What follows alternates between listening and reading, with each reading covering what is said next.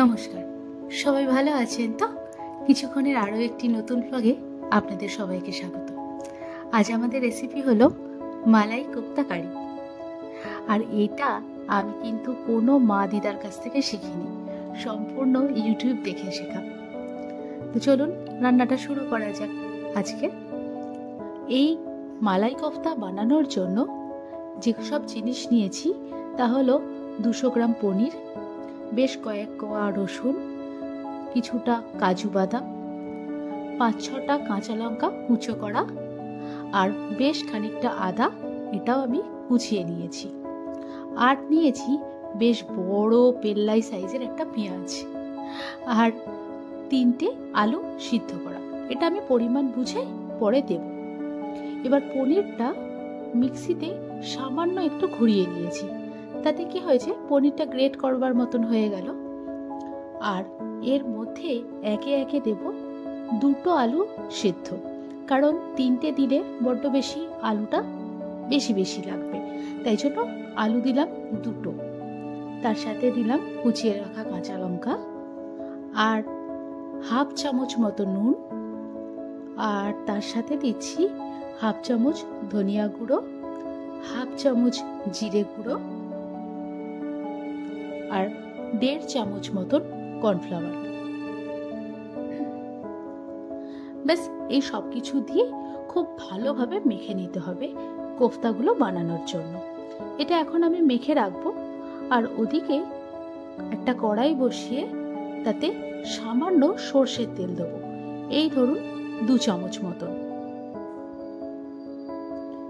সর্ষের তেলটা বেশ খানিকটা গরম হয়ে গেলে তাতে ফোড়ন দেব 2টো শুকনো লঙ্কা আর 1 টুকরো দারচিনি।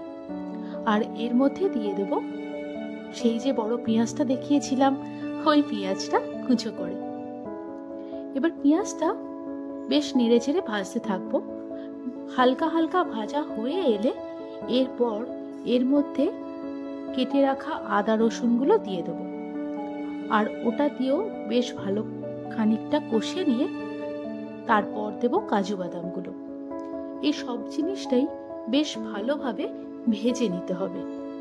এই ভাজবেন যখন, তখন দেখবেন এত সুন্দর একটা গন্ধ বেরোবে এর থেকে। সবশেষে দিয়ে দিলাম 2টো টমেটো কুচিয়ে। তবে কোনো কিছুই খুব ভালোভাবে ফাইন চপ করবার প্রয়োজন নেই, কারণ এগুলো কিন্তু ভাজা হয়ে গেলে আমরা পেস্ট করব। আর এই অবস্থায় এখানে দিলাম হাফ চামচ নুন, হাফ চামচ হলুদ গুঁড়ো, আর হাফ চামচ কাশ্মীরি লাল। কারণ ঝালের জন্য আগেই আমরা গোটা শুকনো লঙ্কা দিয়েছি, আর কোফতাটার মধ্যেও কাঁচা লঙ্কা রয়েছে, তাই খুব বেশি আমরা ঝাল বানাবো না, কারণ মালাই কোফতা আবার খুব ঝাল ঝাল কিন্তু ভালো লাগে না। এটা বেশ ভালোভাবে নেড়ে চেড়ে ভাজা হয়ে গেলে তারপর এটাকে মিক্সিতে দিয়ে দেবো ভালো করে পেস্ট করবার জন্য, কারণ এই পেস্টটা দিয়েই মালাই কোফতার গ্রেভিটা তৈরি হবে। ওটা মিক্সিতে পেস্ট করে রেখে দিয়েছি, আর এদিকে কোফতাগুলো এবারে বানিয়ে নেব। বেশ খানিকটা করে হাতে নিয়ে এভাবে গোল করে করে আর একটু চেপে দিতে হবে। একদম গোলাকার রাখবো না, গোলাকার করে একটু চেপে দিলে তাহলে যে মাপটা আসবে সেটাতে পরে গ্রেভিটা ঢুকতে খুব ভালো সাহায্য হবে, তা না হলে আবার বড় টাইট হয়ে যাবে। তো কোফতাগুলো বানানো হয়ে গেল, এবার ভেজে নেওয়ার পালা।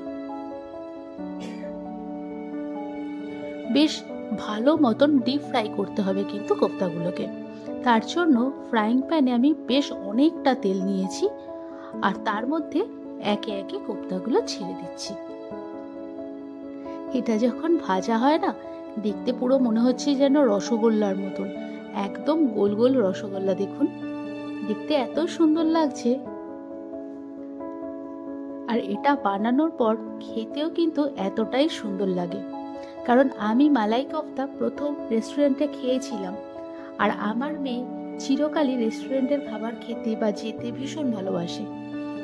তা সেই সময় মায়ের কাছে বা বড়দের কাছে এই রেসিপিটা জানতে পারিনি, কারণ ওনারা কেউই এই রেসিপিটা সেরকম জানতেন না। আমি কি করেছিলাম, ইউটিউব দেখে দেখে এই রেসিপিটা জেনেছিলাম। আচ্ছা, একটা দিক ভাজা হয়ে গেলে আমরা আবার উল্টে দিচ্ছি। আর এটা কিন্তু একদম লালচে করে ভাজা হবে না, হালকা একটু রং ধরলেই একটা একটা করে তুলে নেব, তা নাহলে মালাইগুলো আবার হার্ড হয়ে যাবে, কোফতাগুলো হার্ড হয়ে যাবে। তো হার্ড হয়ে গেলে কিন্তু একদম কোফতাটা খেতে ভালো লাগবে না।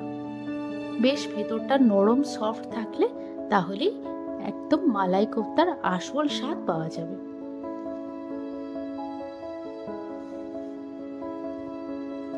সবকটা কোফতা ভাজা হয়ে গেল। এবারে আমরা গ্রেভিটা বানিয়ে নেব।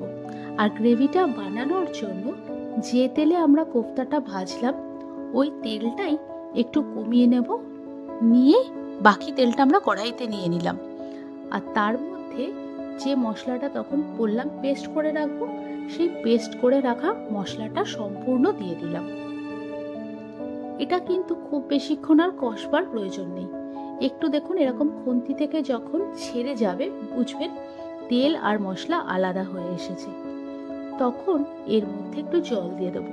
তা আমি জল দেওয়ার সময় মিক্সির গায়ে দেখেছি অনেকটা মশলা লেগেছিল, তাই মিক্সিতেই আমি বেশ খানিকটা জল দিয়ে এর মধ্যে দিয়ে দিলাম। আর সবশেষে দিলাম 1 চামচ মতো চিনি। যখন গ্রেভিটা এরকম টকবক করে ফুটবে তখন গ্যাসের ওভেন একদম বন্ধ করে দিতে হবে, আর ওপরে দিতে হবে বেশ খানিকটা ধনিয়া পাতা কুচো। এটা দেওয়ার পরেই কোফতাগুলো এর মধ্যে ছেড়ে দিলাম। ব্যাস, মালাই কোফতা একেবারে রেডি। সবশেষে একটু ফ্রেশ ক্রিম দিয়ে পরিবেশন করলেই হলো। তাহলে কেমন লাগলো আজকের রেসিপি? অবশ্যই বাড়িতে বানাবেন আর বানিয়ে আমাকে কমেন্ট করে জানাবেন আপনাদের কেমন লাগলো। আপনাদের কমেন্টের অপেক্ষায় থাকছি। আর খুব তাড়াতাড়ি দেখা হচ্ছে নতুন বছরে নতুন ভিডিও নিয়ে। ততক্ষণের জন্য সকলে সাবধানে থাকবেন, সুস্থ থাকবেন।